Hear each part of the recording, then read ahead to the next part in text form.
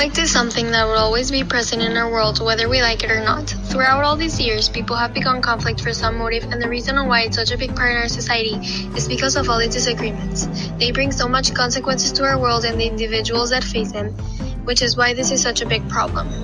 Fortunately, we live in a world where conflict will always be present, and right now we can witness many worldwide issues, such as the war in Afghanistan, the fight for racial equality, the Yemen crisis, the Venezuelan crisis, and much more.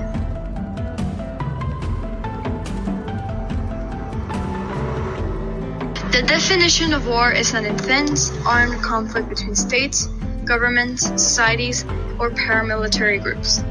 This story is set in World War II, a war that ended up being one of the worst and bloodiest wars with over 6 million dead.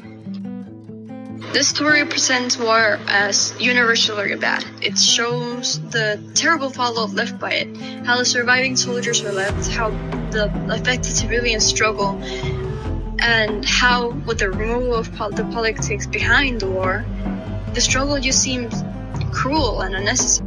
At its core, war is all about conflict, and it's impossible to have a war without conflict.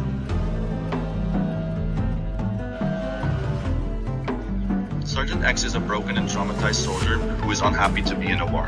His conflict with the war is noticeably stronger in comparison to his war buddy Clay, who is not emotionally touched by the war and is an outgoing, cheerful person. After getting wounded during D-Day, Sergeant X experiences a mental breakdown and starts losing his courage to live. But a letter from Esme allows him to regain some faith and give him the strength to continue living.